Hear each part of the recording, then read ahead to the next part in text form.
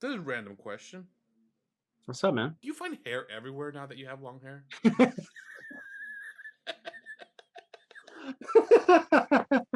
That's how we're starting the episode. Yes, we're starting an episode like this. Yeah, man, it's very weird. Having longer hair than usual means that there will be strands on like just Everywhere. random things. Dude, I have this weird thing, man, like right here, like on my arm.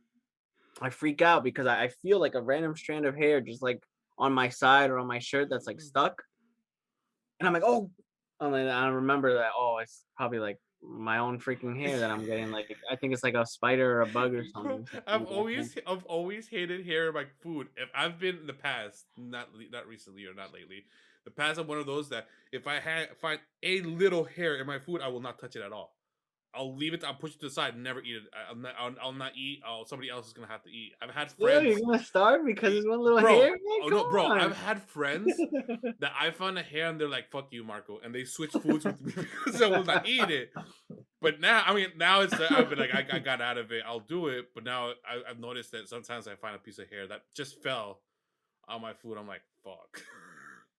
There I go. Damn.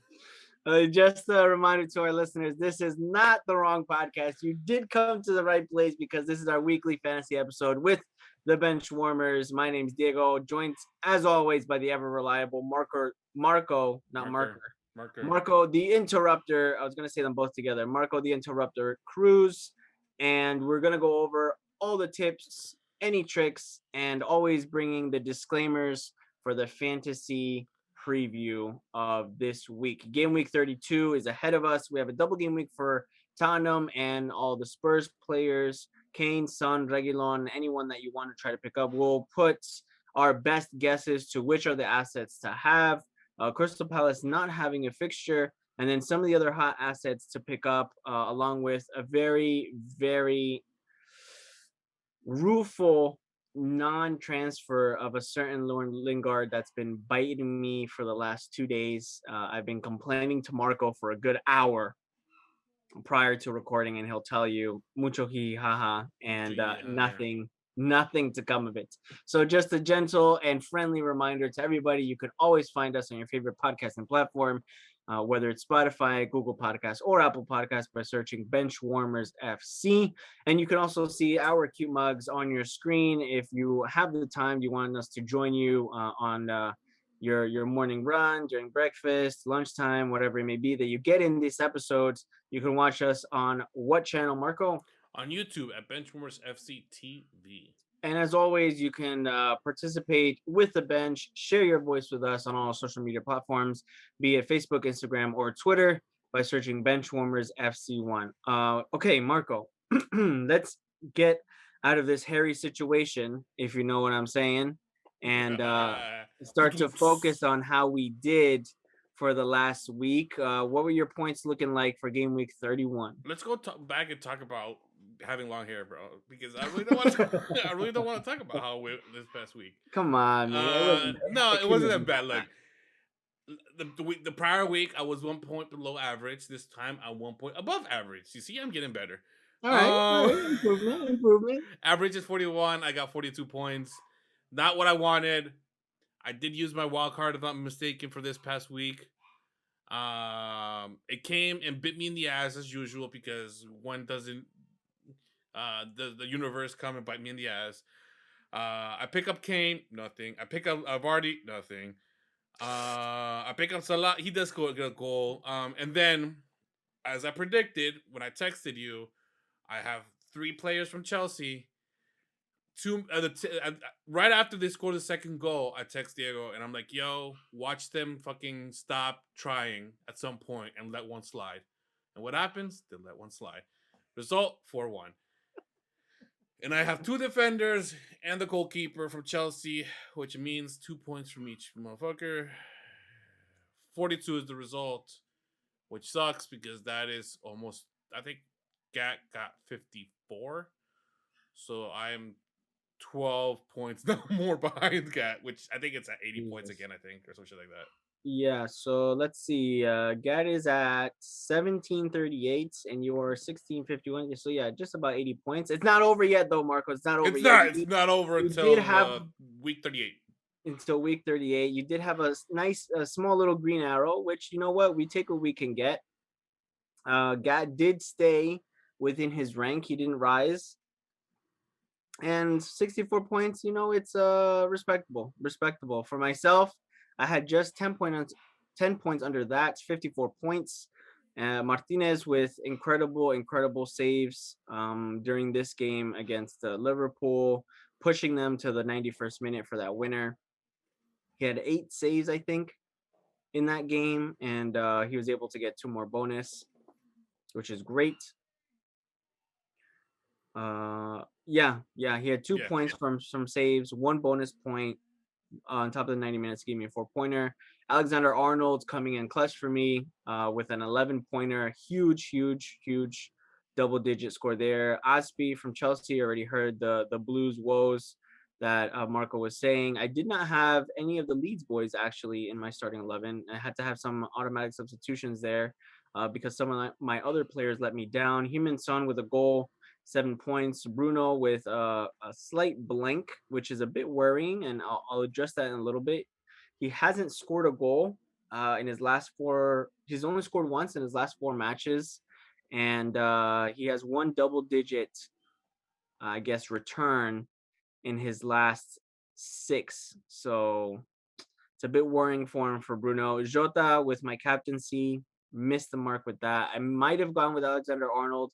I did not expect him to be the goal scorer. I would have anticipated him being involved among the goals, but I would have been so much better with Alexander Arnold with the captaincy. But either way, Jota 4 points, Gundogan 1 point, Saka with 3, Kane with 2. That blank, and I had the beautiful auto sub for Stuart Dallas, 17 points, saving my ass. 2 goals, 3 bonus, the 2 points for the 90 minutes played. He auto subbed in for Lascelles, who was out injured, and Calvert-Lewin, who usually, Calvert-Lewin was like, he was the last player for the game week, and sometimes for some fantasy managers, I know they'll understand. There's 1 player left, the final week, the final game of the game week, and you're just saying, maybe they'll do great, and you're just hoping for them, rooting for them because they'll give you a good rank, a good points tally for the week. And then it all just went up in smoke because he was out injured and he wasn't flagged before the game. So in a rage, I texted Marco, and he can attest to this. I texted Marco that same day. I think it was a Monday for us, Monday afternoon, but it was a Monday night game for them. And I'm like, I got rid of DCL. I'm tired of DCL. He just completely ruined it. And I will reveal that I jumped early for Kelechi Iheanacho on Leicester City. His form has just been too good to ignore. Leicester have some pretty good matches coming up, so I thought, why not? Anyway, 54 points for myself, sitting in second place for the Benchwarmers Fantasy League. Alki United still in first. Our very own Josue with his Sonaldo 17 in third place.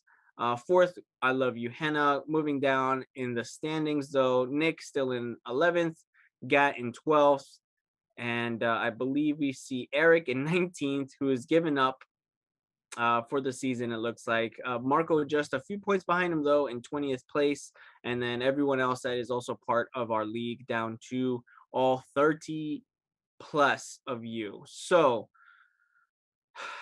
getting into the transfers and the watch list for this week, Marco, I have an update to our watch list. So some of the players that I got rid of entirely, and I'll jump right into that because I know the watch list is maybe a section of our episodes that some players maybe take some notes on. I had mentioned a few of the Southampton guys last week. I think I had put in I think I might have even mentioned Danny Ings, Nathan Redmond, possibly. Stuart Armstrong could also have been included somewhere in there. Got rid of all those guys.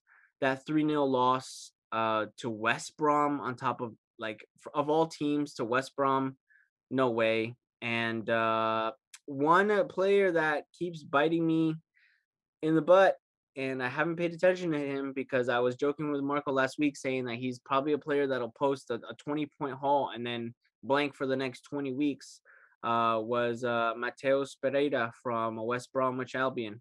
Matheus Pereira, the second highest scoring player in the game behind Gundogan. And if we remember, Gundogan was someone who everyone was jumping on the Gundo wagon earlier in the year, went on a ridiculous vein of goal scoring form, 98 points amassed since the New Year's matches, which is game week 17. Pereira is the second highest scoring player in fantasy since then, which is ridiculous. And I think now it's time to put him on our watch list and our radars because, like Marco was saying off stream, off recording, he was speaking about the Liverpool players, but I think the same thing would apply to a team like West Brom who are fighting relegation. Marco, you were saying that it does something to the resolve of the player when they're in that high pressure situation. Yeah, man. So I mean, honestly, look. This is the perfect time for you to choose. First of all, him. Second of all, because they have something to fight for. There's nothing worse than trying to pick a team. Let's put it out there. Somebody from like Wolves to come in and clutch something because they most likely they won't end up in any of the European competitions, and two, technically, if I'm not mistaken, they're not fighting for relegation or they're not in that relegation battle, not yet at least. So I think Pereira is the perfect time to bring him in, as long as he doesn't pull a Gundogan, which is he had a run of like 4 or 5 games that he was amazing and then shuts down and is never seen before, never seen again. Yeah, never seen again. Well, West Brom sitting in 19th with 24 points. They have it all on the line and some difficult matches coming up. I think a player like Pereira is going to be very, very important for West Brom in the coming weeks. If you want to take a punt on him, Fulham with 26 and Newcastle United with 32 points. Even Burnley and Brighton, who both have 33, might get dragged into that scrap.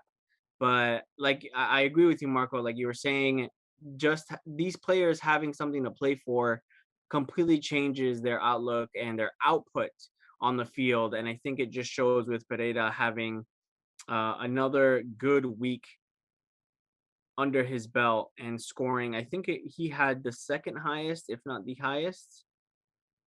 He had probably one of the highest game points. Let me just bring it up real quick. Yes. So Pereira, 9 points. He has Leicester, Aston Villa, and Wolves next. I think those are probably the matches that Big Sam and West Brom are going to target. Arsenal, Liverpool, West Ham right after.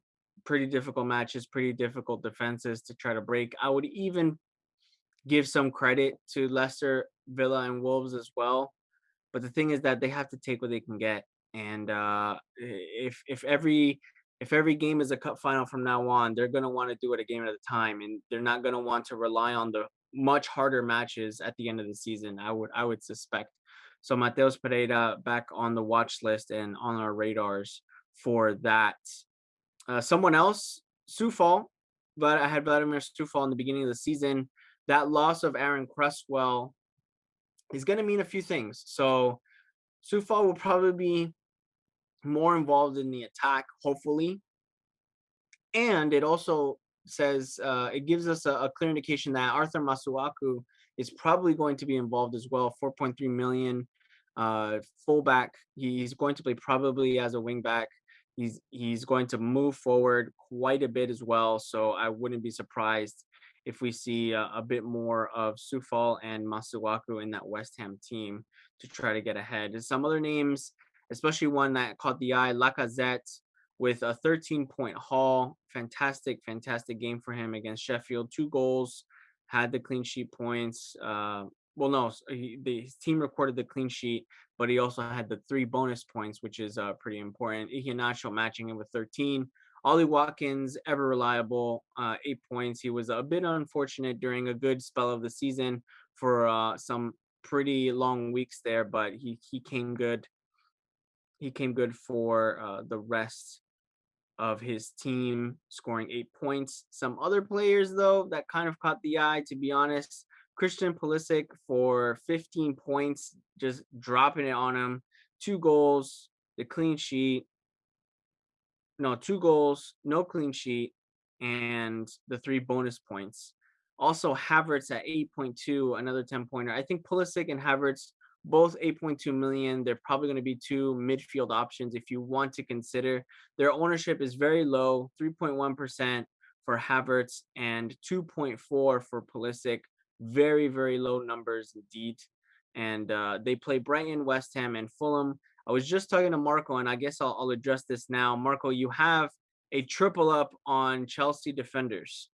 You have Mendy, Rudiger, and Aspie on your team. You know, it's unfortunate, especially them conceding that one goal from Christian Benteke, which is I would have ripped my hair out if I were you as well. But again, to your credit, if had they not conceded just that one goal, because we have to also realize that that's a tight margin. That's a very, very slight margin. Just that one goal that squeaked by, you would have been already almost 20 points to the good, because I'm pretty sure that those defenders would also be involved in the bonus points as well had they clean sheeted. So we can assume at least 6 points each, 18-point swing. That's a big leg up on top of other teams. So my question to you is, and I know you're considering it, I'm trying to convince you, but I want to get your final thought on it. Hanging on to the Chelsea triple up until their fixtures get a bit more difficult around game week 35. So I'm not extremely. How can I say this? I am concerned just because of what happened last time that they will let one in. Will I leave them? I think you're more convincing me towards yes. And again, you haven't seen the disclaimer, so I can actually give you shit next time we record if they let one go through, because you're the one that convinced me to keep all three of them. Wow! So just putting that out there. No, but to be honestly, it's hard because it's really, I mean, with Chelsea, you don't know exactly. It's kind of like it's a mini version of Pep Roulette. You don't know who's gonna be playing. So as of right now, Mendy is secure, Aspilicueta is secure. Rudiger is kind of like, okay, there's a possibility he might play. So at least two of the three that I have on the field, or from their team, I know will be playing. Rudiger is the only one that's iffy for me, at least in my eyes. But still, having three defenders with one of them screws up, all three of them get fucked up. Yeah, that's true. That is something that I have to keep in mind. But you also mentioned who they're going to be playing the next three games. And you also said that technically 2 out of the 3 should be clean sheets. So I'll take my chances. Right now that they no longer have Champions League, they will get rested. They'll regroup. They'll start trying out new tactics to figure out what is it they can use against Real Madrid at the end of the month. And hopefully keep some key clean sheets for right now. So I'll keep them for now, at least this week, and then ask me again next week. All right, I'll ask you again next week, and you better not be giving me shit if it does happen to blow up for you, and you'll be 20 points to the good thanks to me. So I'll make sure I'll remind you. moving forward to some of the other players that we're going to be looking at, especially for the Spurs double game week. So there's a very high team ownership percentage for both Kane and Son. The only thing here that I want to point out, so Son has 46% ownership, Kane with 50.3. However, him and Son for some reason just hasn't been his usual self. You know, at most, let's see, going back to his season, at most he's blanked 2 weeks. There's a small little spell after New Year's, around game week 18-19 that he went on 3 blanks, but then he came back with a 10-pointer. 2 weeks later, came back with an 11-pointer, and then since then he just hasn't been able to come back after the double in game week 26. So he did have that goal against United, which is, you know, that's fine. He wasn't among the bonus, unfortunately. And does he warrant bringing him in? Listen, he's coming back from a slight injury. He played 18 minutes versus Spurs, missed the Villa game, played 45 against Newcastle, played the full 90 against United. Spurs really have nothing to play for now. They have the EFL game that's coming up, the final against City. I would suspect that probably Son would be used for that. So what's my point here? If you have Son, completely fine. If you don't have him, I think you should be okay with probably choosing another attacking asset. And I would prioritize an attacking asset over the defense because again, the defense just happens to be in what? Probably Lingardinho, but we'll get to Lingardinho in a bit. I think the defense from Spurs is maybe players to avoid. I know some people want to get that spine with Kane, Son, and maybe someone like Reguilon or Aurier. I would avoid it. I would avoid the Spurs defense because again, they haven't. I'm looking at their clean sheets right now. They haven't kept a clean sheet in 5 games. Their last clean sheet was against Fulham, and the one before that was against Burnley at home. And then before that, 2 games without a clean sheet. It's just been a mixed bag, very mixed bag. So high ownership. I would suspect that most active teams would have Harry Kane. If you don't, you should probably bring him in. He is the player to target, not just for ownership during the double, but also for captaincy. And if you're going to take a punt on maybe another attacking asset, I don't know. I'd probably put in players in there like Lucas Moura, maybe even Bale, even though he hasn't been kind of showing up as of late. Uh, Really nobody else I would point out. Carlos Vinicius hasn't also been he hasn't been utilized as much. I really think Kane is the only asset. If you have Son, stick with Son. But if you're gonna bring in a defensive player from Spurs, I would probably get away from that. And we'll address the ever punishing Lord Lingardinho, which Marco is very, very happy that he brought in because he was able to reap the rewards. A nice fat 12-pointer from Lord Lingard, J Lings, with it hurts just to say it, 3 consecutive 12-point game weeks. And they play Newcastle next. Newcastle that have been on definitely on a decline. If I'm not mistaken, I think earlier in the season, I believe they had a good fixture against them. They beat them 4-1 in the reverse fixture away from home. Now they're playing in the London Stadium. Oh man, Marco, I'm even psyching myself out. I feel like I'm gonna lose out if I don't get Lingard, man. But one thing at a time, because there's another player that I also am considering getting in, and I'm suffering a little bit not having him because you gave me a really good reason for backing these players. So anyway, Lord Lingard, what's the deal? For those of you that picked him up 3 weeks ago, I hate you because he has 12 points from that Arsenal game, 12 points from that Wolves game, and then another 12 points 14 points because I didn't count the freaking bonus. 14 points from his game against Leicester City. 2 wins and a draw respectively. West Ham scoring 3 goals in their last 3 matches consecutively, which is good. I think it also means good for players like Jared Bowen, who's probably going to fill in for Mikel Antonio now that he's out injured. I will say, and I'll point it out, I do have a bit of reservation because of Cresswell being out. I think Cresswell was a very important cog in that highly oiled, well drilled team that Moyes is managing right now. I feel bad. I feel bad because I was anticipating a Lingard transfer earlier this week, and he went up, so now he's 6.5 million. And I think I'm going to be priced out. I think I'm going to be priced out because I have 2 dead weights on my team in Saka and Gundogan that have been dropping like anchors, and they kind of ruined my team value. So moving forward, though, I think Lingard, Bowen, if you don't have them, they're they're good shouts, not just now, but for the rest of the season, really. That Chelsea game throws a bit of a spanner in the works, but then Burnley, I would expect them to maybe get some sort of a result against a flip-flopping Everton, and then Brighton, West Brom, Southampton to end the season. There's no reason not to have Lingard, and the people that have him now are definitely reaping the rewards from gambling on him early. The other player that I'm also considering and sweating it out whether I transfer him in for a hit or not is Mohamed Salah. So I'm stuck with Jota.